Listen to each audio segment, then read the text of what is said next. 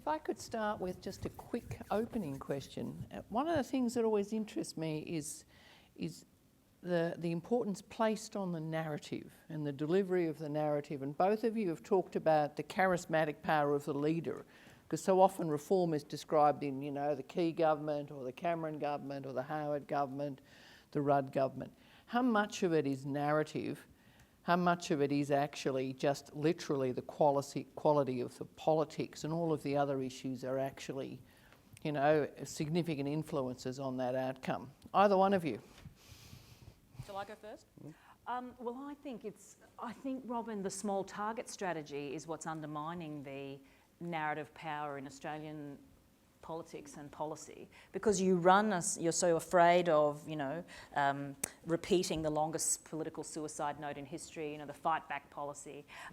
People, you know, this kind of superstition that's entered the storyline of decision makers, that you've, you know, got to run a small target, and then when you get there, you know, you do what you need to do, and so you have a commission of audit, or you do this, you do that. But it's really robbing them of legitimacy, and I think that's where, you know, Key or a Baird is quite interesting in saying, this is what I'm going to do.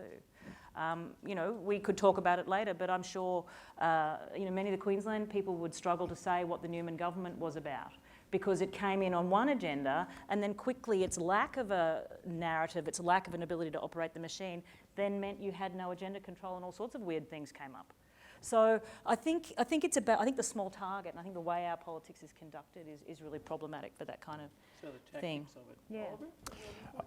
I'm a little bit torn on that one, actually. I wish that narratives mattered, because I think they're quite important if you want to reform a country and if you want to actually do stuff.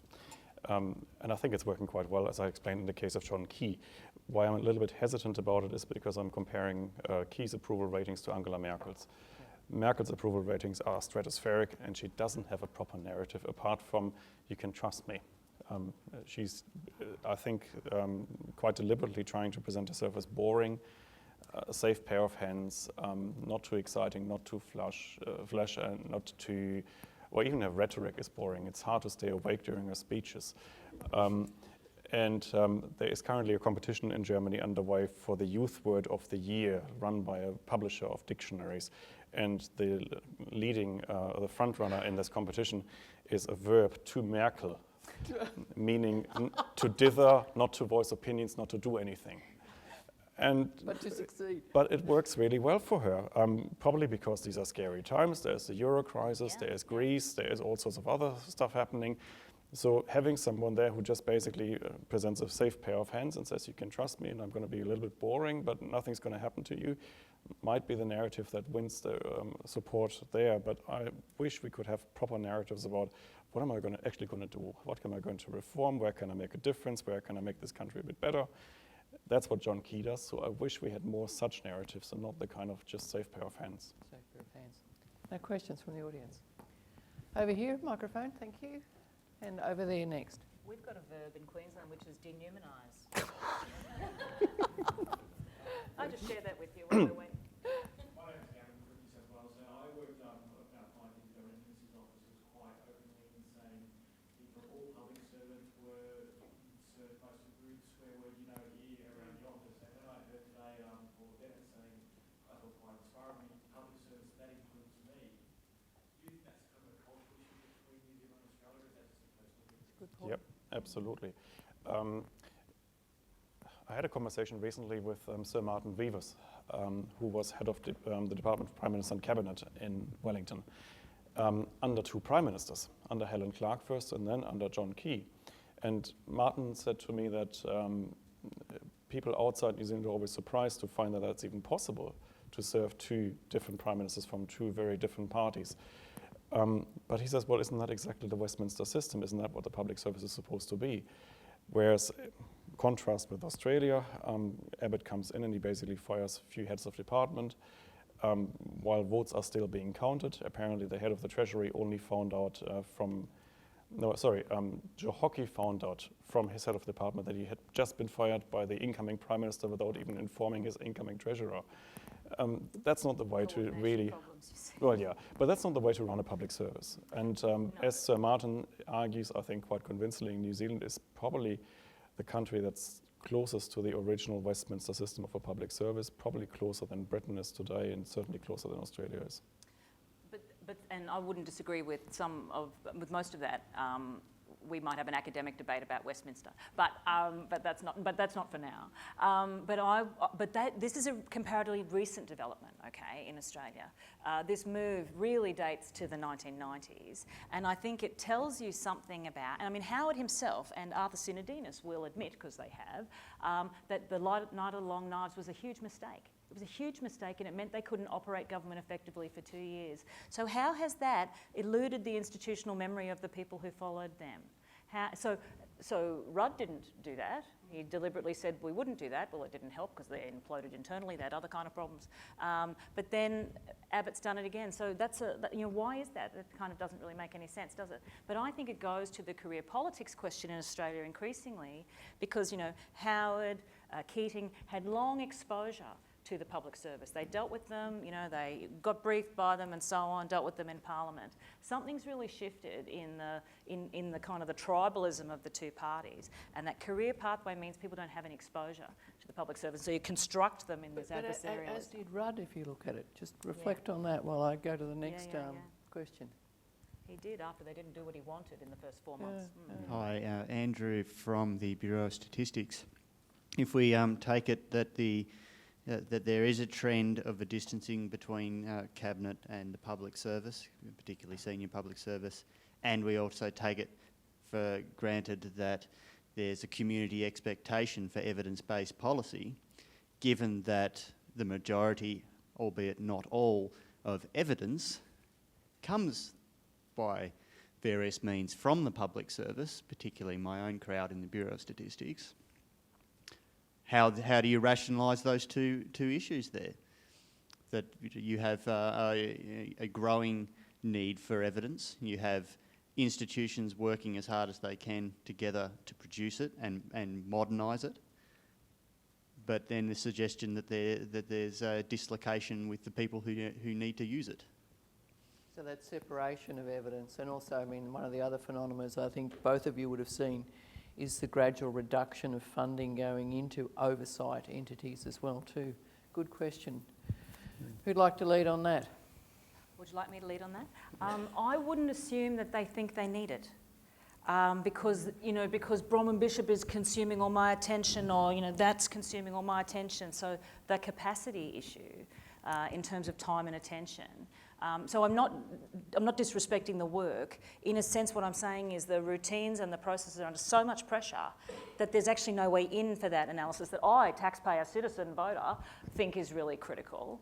And I'm wondering whether some of the renovation needs to be about our deliberative processes. Somebody needs to step in and say, COAG cannot debate 20 issues in half a day. Okay, it just can't. It just doesn't make any sense. So, and I mean, this is why I was so interested in Anne's comments about the divergent governance yesterday. There's no board that would try and deal with that many issues. So we need to think about, but who is doing that? Because the public service is one who cares about process, routine, that sort of stuff for ministers. If there's no one who really understands that in organisational capacity terms, then who's doing that? And how do we get that debate to happen? Well, sure, can't they see the limits of how things are working now? I don't think they can, because I don't think they pause. And I think that there's a whole bunch of tired and exhausted people running around becoming increasingly hysterical, but not getting good outcomes and then getting turfed out after one term. I agree, actually, but I think there's one practical measure you could take to restore empirical evidence to its proper place, and that is having proper cabinet procedures in place. Because if you've got them in place, and if cabinet effectively works as a board, trying to sound out ideas and trying to figure out, then you have to back up your positions. You can only back them up with the advice you get from the bureaucracies. And I think that's the best chance you have to make that evidence heard. If you're taking it away from cabinet, you're basically losing this function. And then it could be kind of any kind of evidence. It could be opinion polls informing policy in the end, but not evidence anymore. So I think key to that is having a proper cabinet manual. And that's what you really see in New Zealand, is the continued emphasis on cabinet process, on cabinet government, on those kinds of things. Doesn't mean they don't have responsive policy units running around doing things that the Prime Minister wants. They do have. But we've really lost routine. And Rudd was not in any way interested or open to the advice, the heroic efforts of PM&C to renovate process to try and make that stuff happen. We can ask James Button about that when he's here, I think, tomorrow. And similarly, dysfunctional cabinet processes in Victoria and in Queensland. It's all there in the reviews of the defeats. Yeah. Over here, thank you. The ANZSOG refresher yesterday, we heard from Dean Williams, who was talking about the concept of leadership. On the one hand, the big man leader, centralised, autocratic, so on and so forth, as distinct from what is needed now, the sort of change management leadership.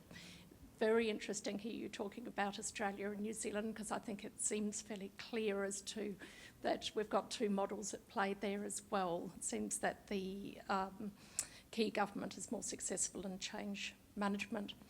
And in terms of the importance of narrative, I'm from the Department of Social Services, and we're finding that there is no coherent narrative around the value that this department is delivering, and it's getting totally drowned out by the dominant narrative around stopping the boats and countering violent extremism. A very simple... Which is a narrative of its own. Oh, it's a very successful narrative, and there seems to be no room for another narrative which is more nuanced and, A lot of really good points there. Well, on leadership, what I think really characterises Key's leadership style is that he comes from a private sector background, and he runs cabinet and he runs the country effectively as he would have run an investment bank had he pursued that career a bit further. So what you can see in his relationships with cabinet ministers, I mean, it's probably not such a well-known fact, but his cabinet ministers work to KPIs. So they report to John Key twice a year on whether they have actually met their KPIs or not. Not aware of many other governments that run along those lines, but Key does that. And Key has a very clear... Writer as well. Yeah, but it's not usual around the world actually having that kind of this formalised is the career KPI. politics kind of argument. Yeah. People who had real jobs before they became leader. And the other thing that Key does, I think, quite well is actually to differentiate between poorly performing and better performing ministers. So I heard that from one cabinet insider quite clearly described. He said, well, if you're a well-performing minister and the Prime Minister knows you're doing a good job, you practically get no guidance from John. And basically lets you do your stuff and you report to him twice a year and that's it. If the Prime Minister knows that you need a little bit more guidance and oversight, you're certain to get that. And if you're not performing, you're out. And he can be quite ruthless, kicking people out who don't perform. So I think there are very clear performance standards, and in a way, Key really runs it like he would run a corporate business, investment bank that he's probably familiar with. And on the capacity issue specifically, because it's... I was just thinking about earned autonomy Yes. to be left alone. And that's very like the Hawke cabinet of what we're told, how we're told the dynamics of that work. To me, I mean, there's two things about New Zealand. One, why is it, and I just might put this to Oliver if I may, why is it that Bill English can lose the leadership and then doesn't spend the next 5 years undermining his Prime Minister? Just, that's something about political culture, I think, and maturity. So I'll put that one to you first. If you want a very, very personal answer, I think Bill English is a thoroughly decent guy.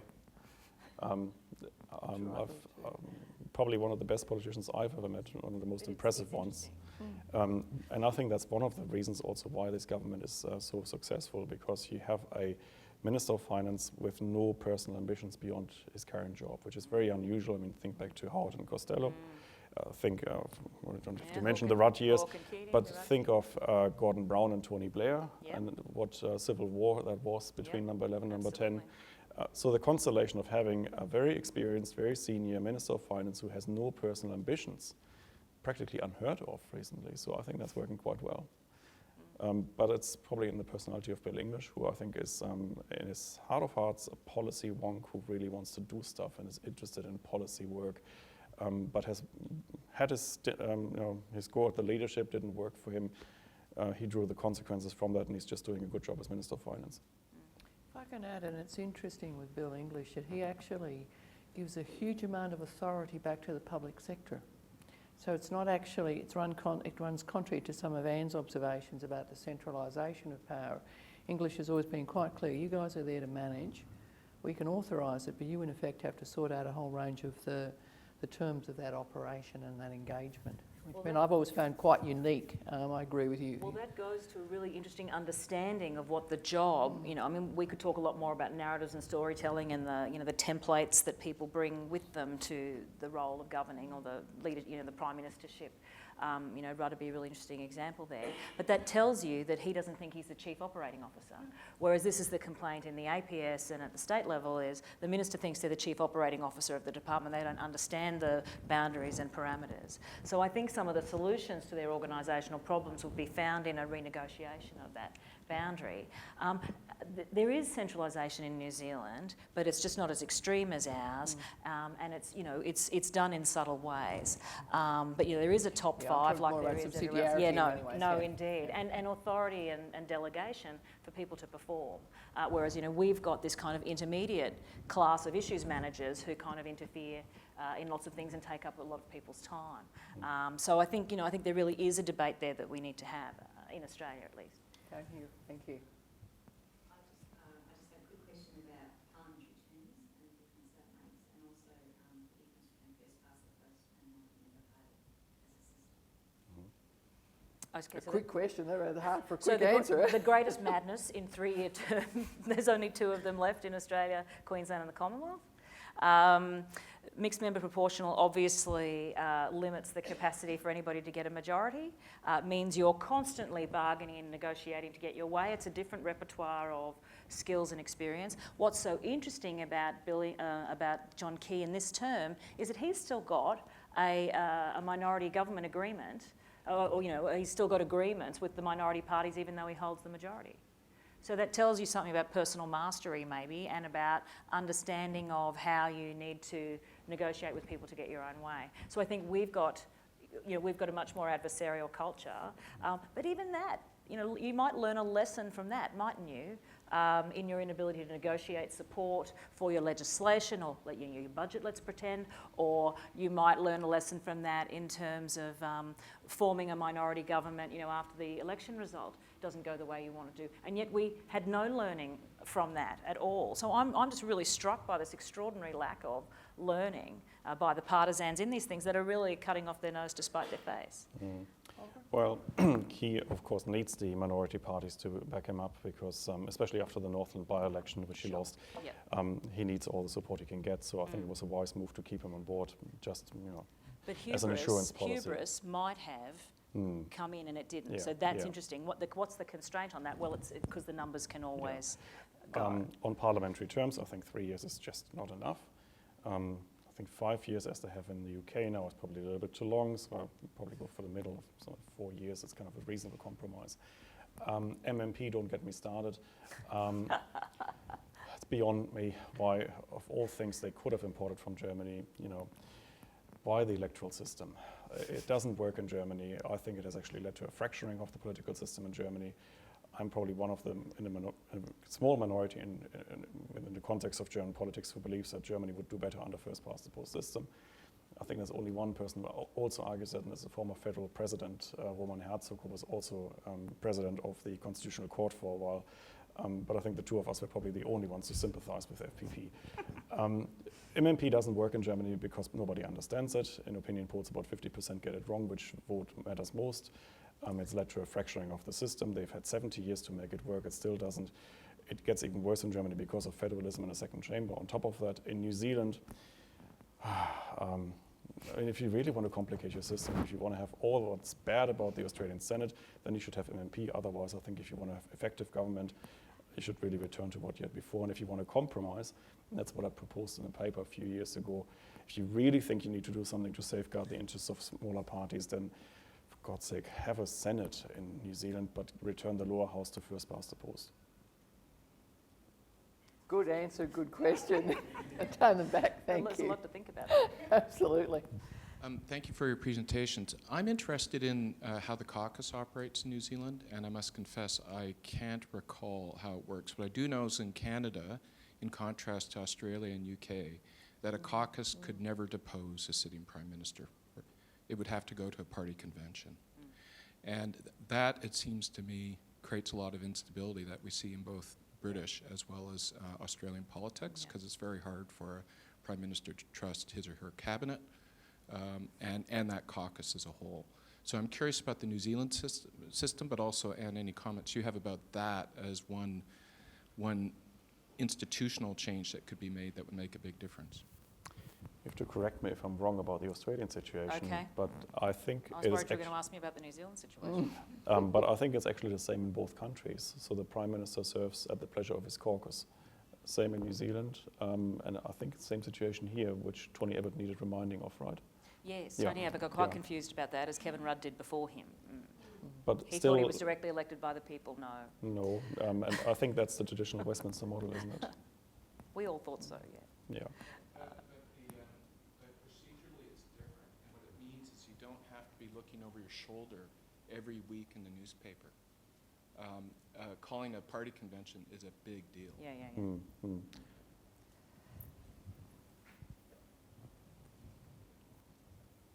Hi, Cohen Harvey from WA Treasury. And I just had, I didn't want to let you both go without raising the comment you made about institutional memory. And you mentioned about that maybe we may have some time to go into examples of how New Zealand better maintains institutional memory. And we talked about Nigel and Knives, and that would be one example. Yeah. But I was hoping that you might be able to elaborate from both of your perspectives on other examples of how New Zealand better retains institutional memory. I've got no simple answer on that one. I think it is just something that never got lost. It's probably, let's put it this way, it's a bit like decentralization. You might believe in the advantages of decentralization, but it is far easier never to centralize than to decentralize.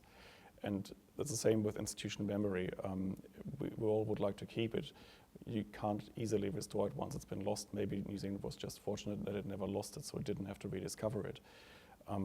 I have no other comment on that question because I can't really point you to the right cause of why New Zealand didn't to lose itself it. in the 90s that probably did significantly disrupt its institutional memory. But I think something about the country, people didn't leave. The expertise was maybe just somewhere else and not necessarily in government. I think one of the things, I mean, there's many reasons why institutional memory might be being lost. Knights of the long knives, knights of the short knives, constant turnover and churn, restructuring. That's been a feature of our system for a really long time. Machinery of government change every time you turn around. And then there's the impact of sort of record keeping things too. And there's been a bit of talk about FOI, things not being committed to paper for fear of it becoming embarrassing or a problem, whatever. So then you lose that kind of record. But the really significant thing in terms of ministerial offices is the people coming and going. And that was okay when the institutional memory was maintained in the public service and, governance division or cabinet division or whatever provided that advice. In New Zealand, the Cabinet Office remains very strong. It's, deeply engaged in what's happening. The Howard government set up something called the Cabinet Policy Unit, which worked very well for Howard. The Rudd government abolished it. Why? Because they'd always hated it. Did they replace it with anything coherent? No. So now and it hasn't been reinstated. So we don't really have a sort of a longer term priority setting group to take the load off the Prime Minister's office. So again, this is their lack of organisational awareness, their lack of understanding of how you change the dynamics of things and the flow-on consequences that it has. If I could ask you a question on that. Yeah, sure. Do you think it's a question of absolute numbers of people working there? Because, New Zealand government departments are significantly smaller than the Australian counterparts. And think of not just the Department of Prime Minister and Cabinet, think of the Foreign Office, Department of Foreign Affairs and Trade. It's just gigantic organisations in Australia compared to New Zealand. So maybe it is easier to actually there might be an issue of scale, that. It might be an issue of scale, but there's also the issue of if you sack enough people, enough times, and it doesn't always have to be, just the senior person. 25% of the senior executive services moved from the Department of Immigration to the Health Department. I can't understand how that's happened. I can't remember that ever happening before. But these are the kinds of things that are now allowed. And so that's not only at the political level, this is now at a personalisation that extends through agencies. I'm the institutional memory of large parts of the Queensland Public Service, just because of the extraordinary wave after wave after wave of change.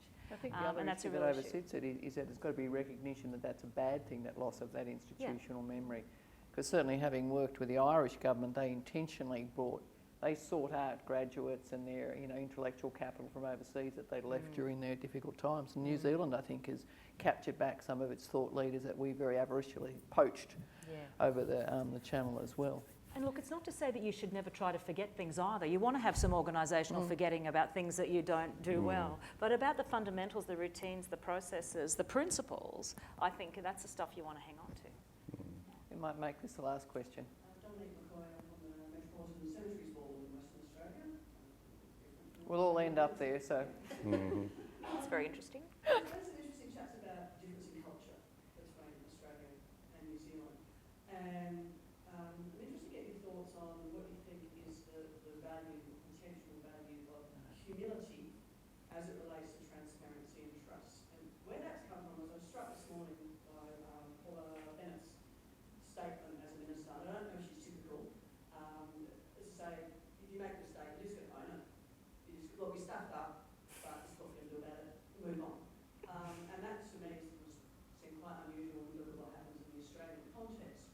And given the challenges of media and social media and instant commentary, instant rage, do you think there would be value or potential value in some of our politicians actually demonstrating some humility and saying, look, yes, we made a mistake. Not falling on their sword, but say, look, we made a mistake, but this is what we're going to do about it. We're going to own up to it. Would that be sort of going back to the, not quite the Aussie old Port Larrikin days, but would there be value? Would that see a change in the way ministers and the government approaches things, or would that just be suicide? Well, humility, that's not a word you hear at ANZSOG very often. I think two really interesting things struck me when you said that. One, that's a really great question. And it made me go to the kind of the gender issue. Would we have more humility if we had more diversity in the kinds of people who are in our parliament? I imagine so. You could not get too big a contrast at the moment between Premier Campbell-Newman and the new Premier Anastasia Palaszczuk. She is very deliberately, she's almost nowhere to be seen. She doesn't want to talk to bureaucrats. She wants to be out talking to people. People are who put her there. That's the way she wants to do it. I don't know if you saw her on Q&A last week, but she was, very kind of low-key. That's how it's going. And the public is going, thank God, thank God. So it's kind of something interesting, I think, about gender, kind of in that way. Hubris is always the thing that gets you into trouble. And then that's another lesson that they can't learn. What was the thing John Howard never, ever, ever wanted people to show? It was hubris. And he was very strict on that discipline. One of the things that confounds me is Abbott's repudiation of Howard and of the people around Howard. He had all that advice he could draw on. So I think there's a lot in it. We had a great apologiser in Peter Beattie as a premier. Oh, I'm sorry. Oh, it's really bad. And the novelty wears off after a while. So yeah, I think it can work for a while, but I think sometimes it becomes deeply, I know you're over here, something's going on over there, but I can't take my eyes off you because you're apologising. So I think, I think it's a lot about personal style, and I think the machismo that we're seeing in some of the current politics is just, I think, is a very significant turn-off for a lot of Australian voters. I love your question. I think humility is one of those virtues we've forgotten. I love Pope Francis for reintroducing it. Actually, it's even a language question. When we say in the English language, I feel very humbled to receive this honor, we mean I feel extremely proud. So we've even swapped the language on humility. Whether it would work for politicians to reintroduce the language of humility and actually mean it properly. Well, just imagine that John Key, who before he became Prime Minister ruled out ever increasing the pension age. And everybody knows it's wrong because it has to happen at some stage anyway because we're all getting older. But Key said before he became Prime Minister, if he ever touched the pension age, that would be a matter for him to resign and because he would have betrayed the trust of the people, blah, blah, blah. My goodness. I mean, if he could just now say, well, look, this was a mistake. I had another look at the figures. I should have never said this. This was really foolish of me. The opposition have actually offered him support should he ever change his mind. But you don't quite know whether you can trust them or whether it was just very tactical support. So the moment the Prime Minister actually publicly changes his mind, the opposition would basically start criticizing him and say you can never trust him again on anything. I think this humility would be fantastic, but it doesn't just depend on the politicians displaying it. It depends on the oppositions not exploiting it. So I think there we need a completely different culture. I think there's an authenticity kind of question too. Is, you know, why is it that Mike Baird can read out mean tweets? Why is that? You know, and kind of get away with it. I'm trying to imagine Campbell Newman reading out mean tweets. They might have been yours, Ange. But, you know, so I think it's about character. You can't kind of take it away from the character of the leader, quite aside from anything else. But, can I try and just get you both to have a closing statement that actually looks again back at the role of the public sector in decision making? We tend to immediately go to the head of the party, the head of the faction, and the power that they actually portray in this. Now, I'd be surprised looking at the people I know around this room, the authority you have in so many matters of transparency and decision making. What would be, you know, your suggestion to this audience, what they can actually do in relation to promoting the sort of transparency and the sort of changes that both of you have been asking for? Short and sharp. I'd hate to have to dong you. Okay. Short and sharp. I think the public service in both countries is trying its best, and it depends on politicians to make the most of it, to take its offer seriously. The public service works best when the politicians don't try to bypass it, don't try to move things outside normal cabinet manual procedures, and try to have their individual sofa-style governments. That's the role of the public service. I think the public service is ready to assist, to help, to inform, to consult, but it's politicians who have to actually ask it to do that. Okay, Oliver, thank you. yeah, thanks, Oliver. I think it gave me another minute or two to think. I think the public service is incredibly resilient. And I think most of the people who work there because they think there's something important. I think there's something important, and I think that's why we're all involved. So I mean, I think this too will pass because the limits of it are becoming absolutely apparent. So what we need to do is just keep doing the job well, and not being seduced by the being close to one party or another. And I think people are feeling really destabilised by the blurring, the hybridisation, the blurring of these traditional boundaries. So I think maintaining the values, the principles remains really important, even in an environment that doesn't feel that, that is either actively hostile. And it passes that kind of phase because you get 2 years or 3 years into a government and actually a lot of that nonsense wears off. But in one-term governments, it can be really difficult. So I think if people just keep doing the job professionally, independently, and maintaining the things that we all know to help deliver good government. And I'm sure you'd agree with me that there couldn't have been a better pair of speakers to address a range of issues, given we've heard about case studies in the UK, Germany, looked very closely at New Zealand's experience, and I must admit, New Zealand gives me hope. I said to Anne as we were walking in, should I be depressed? She was trying to cancel me as I was walking in. But, and then the experience in terms of the Australian situation, the operational and the academic experience that certainly brings to the ANZSOG situation more generally. I think we couldn't have done better in terms of selection, but you couldn't have done better in terms of the questions you asked of them. So thank you very much for making the use of a small period of time, and thank you both to the speakers.